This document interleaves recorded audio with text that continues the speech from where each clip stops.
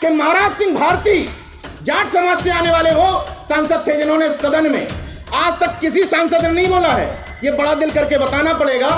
महाराज सिंह भारती ने सदन में बोला था कि मेरे मरने के बाद इस सदन में मौन न रखा जाए क्योंकि मैं आत्मा परमात्मा में भरोसा नहीं। ऐसे व्यक्ति को आरएसएस ट्राई करती है और आप अपने घर के बगल के व्यक्ति को ट्राई नहीं मारते। अरे छोड़ो यार, वो तो पता है ना हो कि जिन समाजों को आप पाखंडी कहते हैं उन्हीं समाजों से मैं हजारों अम्बेडकरवादी तैयार कर सकता हूं। मेरा चैलेंज नहीं कि हो, आप क्या नहीं कर सकते। नफरत वाला, भ्रुक्ति तान करके दूसरे को चढ़ाने वाला, सांप्रदायिक ताकत को बढ़ाने वाला जय जय श्री राम नहीं। भारत का संविधान हमारे जैसे लोगों को ये इजाजत देता है कि इसमें तकलीफ कहाँ है कि हम कह रहे हैं कि मैं ब्रह्मा विष्णु महेश को ईश्वर नहीं मानता। नहीं मानता तो नहीं मानता यार, जबरदस्ती बनवा लो। मनुवादी और चुटियाधारी ये सब ताड़न के अधिकारी। नहीं, ताड़न का अर्थ क्या है?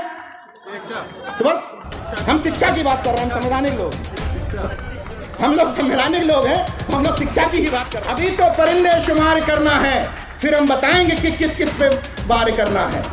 बड़ा गुरूर है सामंतियों तुझे, मगर हम बुद्धिवादियों को भी जिद है कि दरिया को पार करना है।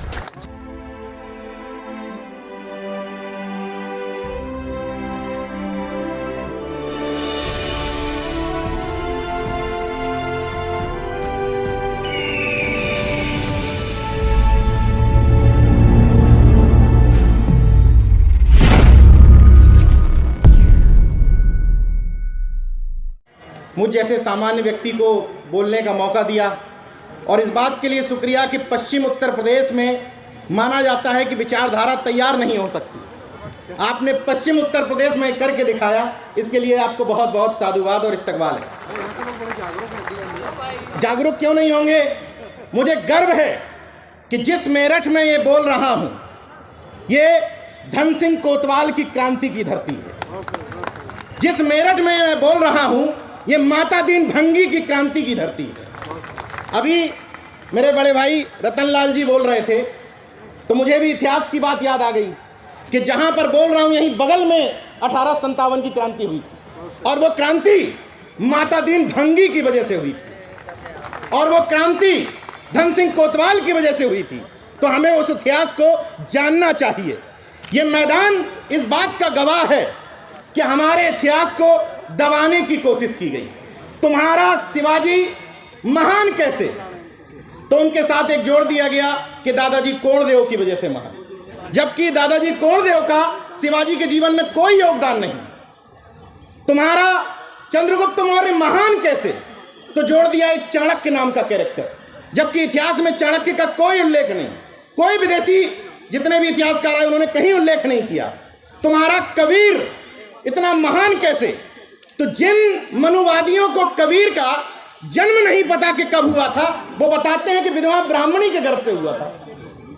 जन्म की तिथि नहीं पता, विधवा ब्राह्मणी के गर्भ से हुआ था ये पता है।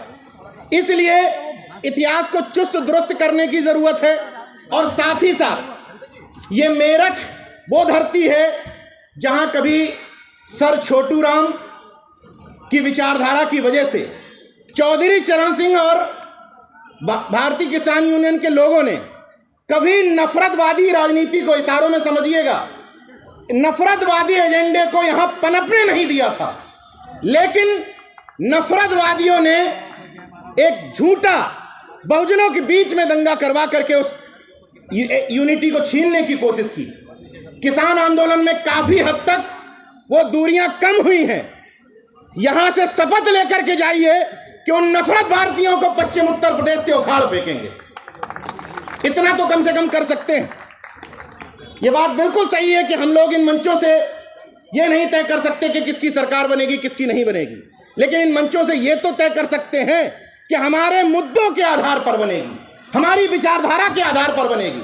हम पार्टियां तय नहीं करते, लेकिन यह तो तय कर सकते हैं कि संसद में जाने वाला व्यक्ति अम्बेडकरवादी होगा, संसद में पहुंचने वाला व्यक्ति संविधानवादी होगा। यह तो तय किया जा सकता है।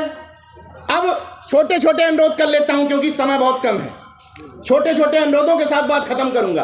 कोई बात नहीं करूंगा ये परिवर्तन वो परिवर्तन, यहां क्रांति कर दो। छोटे छोटे अनुरोध करता हूं आप बहुजन समाज के लोगों से। बहुजन यूनिटी एक विषय है, ये जितने भी कार्यक्रम हो रहे हैं, मुझे इनके पीछे पृष्ठभूमि में वजह लगती है बहुजन एकता। तो मैं इसी बहुजन एकता पर बात करूंगा कि आएगी कैसे। अगर इन मंचों से इस बात को इस तौर पे समझिएगा कि एक बहुजन बोल रहा है, अगर किसी और दिशा में ले गए तो फिर आप आलोचना करते रहेंगे। अगर बहुजन एकता हम चाहते हैं, तो जो चाहते हैं उनके लिए बता रहा हूं ये फॉर्मूला, कि अगर बहुजन एकता हम चाहते हैं तो हमें इन मंचों पर शिवदयाल चौरसिया को भी याद करना पड़ेगा, हमें इन मंचों पर संतराम बीए प्रजापति को भी याद करना पड़ेगा, हमें इन मंचों पर कर्पूरी ठाकुर को भी याद करना पड़ेगा। और अगर बाबा साहब को इसलिए याद कर रहे हैं कि उन्होंने 22 प्रतिज्ञाएं दिलवाई थी, तो सम्राट अशोक का कोई योगदान नहीं था क्या? क्यों हमारे नारों में सम्राट अशोक नहीं आते हैं? इस बात को बड़े दिल करके सोचिएगा। जिस तरीके से किसी भी जाति का व्यक्ति मंच में तलाशता है चुनाव के समय कि हमारी जाति का नेता कहां बैठा है, टॉर्च लगा के ढूंढता है, उसी तरह आपके नारों में बहुजन समाज तलाशता है कि हमारी हिस्सेदारी नारों में है या नहीं। अफसोस कि नहीं है। उस हिस्सेदारी को अपने नारों में लाना पड़ेगा। यह बताना पड़ेगा कि पेरियार ललई बौद्ध बने थे और हमारे पूर्वज थे। यह बताना पड़ेगा। यह बताना पड़ेगा कि यह मेरठ महाराज सिंह भारती की धरती है, जो यहां से सांसद भी रहे, एमएलसी भी रहे और अर्जक संघ के संस्थापकों में से एक थे। यह बताना पड़ेगा कि महाराज सिंह भारती जाट समाज से आने वाले वो सांसद थे जिन्होंने सदन में आज तक किसी सांसद ने नहीं बोला है। यह बड़ा दिल करके बताना पड़ेगा। महाराज सिंह भारती ने सदन में बोला था कि मेरे मरने के बाद इस सदन में मौन न रखा जाए, क्योंकि मैं आत्मा परमात्मा में भरोसा नहीं रखता।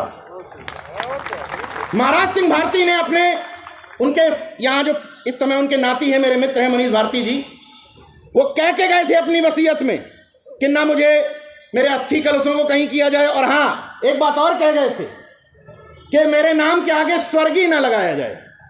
ये जो डुअल माइंडसेट एजेंडा है ना, कि बुद्ध भी रखे रहेंगे सजाने के लिए कि हम बौद्धिस्ट हो गए हैं, और बगल में देवी देवता भी चलते रहेंगे, तो ये जो पॉपुलर पॉलिटिक्स वाला एजेंडा है इसको खत्म कर दीजिए। मैं उनसे कहने नहीं जा रहा जो पाखंडी हैं, उनसे मुझे कोई दिक्कत नहीं है, लेकिन जो ये कह रहे हैं कि हम पाखंडी नहीं हैं, वो तो कम से कम हाथों से आइडेंटिटी कार्ड काट दो। जो कह रहे हैं कि हम नहीं हैं, मैं किसी के खिलाफ नहीं बोल रहा हूं, तुम खुद कहने आए हो कि हम बहुजन हैं। अगर बहुजन हो, अगर बाबा साहब के अनुयायी हो, अगर सम्राट अशोक के अनुयायी हो, तो गले से और हाथों से आइडेंटिटी कार्ड खत्म कर दो। इतना तो किया जा सकता है। और बहुजन एजेंडे के तहत जब मंच से भाषण देने आओ, तो तुम्हारे भाषण के 10 मिनट में कोई ये ना समझ पाए कि किस जाति का है। सबसे महत्वपूर्ण बात बता रहा हूं, होता यह है कि अगर मैं मन से 10 मिनट में 5 बार संत गाड़ेगे का नाम ले रहा हूं, तो क्लियर हो जाता है कि ये है। ये नहीं होने देना है। और 35 मिनट में 30 मिनट बाबा साहब को रटोगे, बहुजन यूनिटी नहीं आएगी। 35 मिनट में 30 मिनट इन सबको बताना पड़ेगा, सबको, क्योंकि इस देश को बनाने में, इस समाज को बनाने में सबका योगदान है। समझो भैया, कब समझोगे ये बात कि हमें बड़ा दिल करके बहुजन एकता बनानी है। यह समझना पड़ेगा कि अपने घरों में क्रॉस करना पड़ेगा कनेक्शन। घर के सामने घुसे और पहली तस्वीर देखते हुए क्लियर हो गया कर्पूरी ठाकुर अच्छा नाई समाज का घर होगा। ये चेंज करना पड़ेगा। अगर अपने अपने घरों में अपनी अपनी जाति का महापुरुष रखे हो, तो इस कार्यक्रमों में आने से कोई फायदा नहीं होगा। बदल दो, 5-6 महापुरुष टांग लो। और अपनी जिस कार से इस तरह के बहुजन शादियों में जा रहे हो, मुझे कोई दिक्कत नहीं। बहुजन एकता के कार्यक्रमों में अगर जा रहे हो और तुम्हारी गाड़ी में 5 सीट में 5 तुम्हारी जाति के बैठे हैं, तो तुम बहुजन एकता के दुश्मन हो। कोई इसमें मुझे दो राय नहीं है। और अगर तुम्हारी भावनाएं तब जागरूक होती हैं कि आज मेरे महापुरुष, मेरे जाति के महापुरुष की जयंती है, तब मेरी भुजाएं फड़फड़ाने लगी कि अरे कहीं जयंती नहीं मन रही, तो तुम बहुजन एकता के दुश्मन हो। समय के साथ बदलना पड़ेगा। जो पहले फेज का जागरूक है, पहले फेज का, मान लिया कि जाति के नाम पे तुम जागरूक हुए हो, लेकिन कब तक? 1 साल छूट दे दी, जाति के नाम पे जागरूक रहो। 2 साल छूट दे दी, 3 साल छूट दे दी। अरे जो 20-25 साल से अम्बेडकर भाग, नमो बुद्धाय, जगदेव बाबू और रामस्वरूप वर्मा की बात कर रहे, तुम तो बदल जाओ। तब तो 1 साल वाले को बताओगे कि तुम चेंज हो जाओ।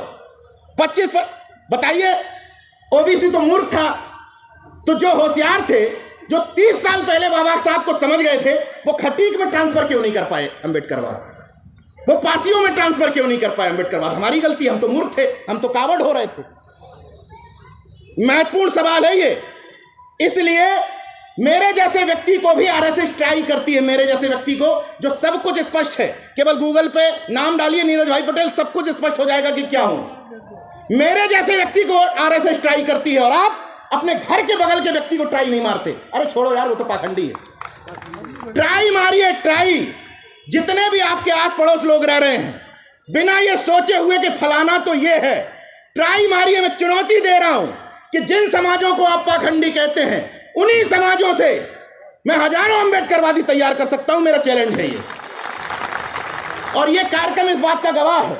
इस सूखी धरती पर ये क्रांति की धरती हुआ करती थी, लेकिन अब ये कहा जाने लगा था कि पश्चिम उत्तर प्रदेश में लोगों के पेट भरे हुए हैं, जमीनें काफी ठीक ठाक हैं, दिल्ली से सटा हुआ है, तो यहां के लोग बहुजन मूवमेंट नहीं समझते। सोचिए कि एक व्यक्ति अभी कुछ दिन पहले लखनऊ में कार्यक्रम करने के बाद 3 महीने से यहीं डेरा डाल दिया, तो भंते सुमित रतन जैसा एक व्यक्ति सीमित संसाधनों के साथ इतना बड़ा आयोजन कर सकता है, तो आप तो यहीं के हो, आप क्या नहीं कर सकते? तो भंते जी को अगली बार, अभी आप दूसरे जगह का व्यक्ति आपको बुलाया, आइए हम कार्यक्रम करेंगे आपके पूर्वजों पर। अगली बार आप कार्यक्रम करिएगा और इनको बुलाइएगा कि आइए हम कार्यक्रम कर रहे हैं और आपको इस मंच पे बुला रहे हैं, तब इन कार्यक्रमों की सार्थकता होगी। और एक अंतिम बात के साथ बात खत्म कर दूंगा, क्योंकि बहुत सीनियर लोग बैठे हुए हैं। एक और समस्या है सामाजिक संगठनों के साथ, हम ही हैं। मेरा अनुरोध यह है कि जितने भी सामाजिक संगठन के पुरोधा है, वो ये सोचे कि हम भी हैं। बहुत सारे लोग देश में अच्छा काम कर रहे हैं, बहुत सारे लोग, बहुत लोग मंच पर अच्छे वक्ता हैं, बहुत सारे लोगों के पास अपनी अपनी फिलॉसफी है। उस फिलॉसफी में हम भी एक हैं। कोई मृत्यु भोज पे काम कर रहा है, ओके, वेरी गुड। कोई सामाजिक परिवर्तन के काम कर रहा है, कोई बुद्धिज्म पे काम कर रहा है, कोई अंबेडकर बात पे काम कर रहा है, कोई अर्जक बात पे काम कर रहा है। हमें एक बात समझनी है कि जब सामंती और मनुवादी आपस में खूब लड़ते हैं, लेकिन जब उनको आपके अधिकार छीनने होते हैं बहुजनों के और ओबीसी एससी के, तब एक हो जाते हैं। तो मैं आपसे ये अनुरोध करने आया हूं कि आपस में खूब झगड़ा कर लो, नाली का, खड़ंजा का, सब खूब झगड़ा कर लो, लेकिन जब मंच सजा हो जातिवार जनगणना को लेकर, जब मंच सजा हो प्रमोशन में रिजर्वेशन को लेकर, जब मंच सजा हो स्कूलों के लिए, विद्यालय के लिए, आरक्षण के लिए, तो भले ही तुम्हारा विरोधी कार्यक्रम कर रहा हो, चुपचाप जाकर के बैठ जाओ, मुद्दे पर बैठ जाओ, मुद्दे पर सपोर्ट कर दो, बाकी फिर लड़ लो। कह दो भाई तुम्हारे यहाँ खाना खाने नहीं आएंगे, इतना बड़ा दिल हम नहीं दिखा सकते, जो प्रैक्टिकल बात कर रहा हूं। लेकिन जब मुद्दों की बात आ जाए तो उस भीड़ में बढ़ाने में शामिल हो जाओ। और सामने वाला कहे भाई जय मूल निवासी, कोई तकलीफ नहीं, जय मूल निवासी, नमो बुद्धाय, नमो बुद्धाय, जय भीम, जय भीम, जय फातिमा, जय फातिमा। क्या दिक्कत है कि सामने वाला क्या कर रहा है? कोई जरूरी है कि हमारा संगठन, हमारा बैनर, हमारा नारा, तभी ये देश बाबा साहब का या बुद्धिस्ट देश बनेगा? एजेंडा ये होना चाहिए कि तुम कुछ भी सामने से बोलोगे जो हमारी बहुजन एकता में शरीक होगा, हम वो इस तरफ से बोल देंगे। बस नफरत वाला, भ्रुक्टी तान करके दूसरे को चढ़ाने वाला, सांप्रदायिक ताकत को बढ़ाने वाला जय जय श्री राम नहीं करेंगे।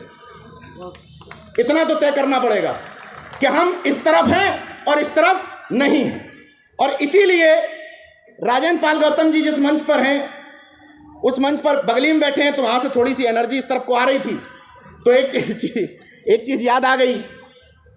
जैसे 22 प्रतिज्ञाओं की बात हुई, तो मैं सिंपल शब्दों में पूछना चाहता हूँ कि भारत का संविधान धर्मनिरपेक्षता की बात करता है।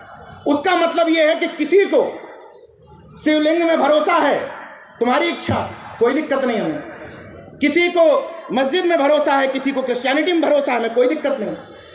किसी को बुद्धिज्म पे भरोसा है, वही भारत का संविधान हमारे जैसे लोगों को ये इजाजत देता है कि इसमें तकलीफ कहाँ है कि हम कह रहे हैं कि मैं ब्रह्मा विष्णु महेश को ईश्वर नहीं मानता। नहीं मानता तो नहीं मानता यार, जबरदस्ती बनवा लोगे क्या?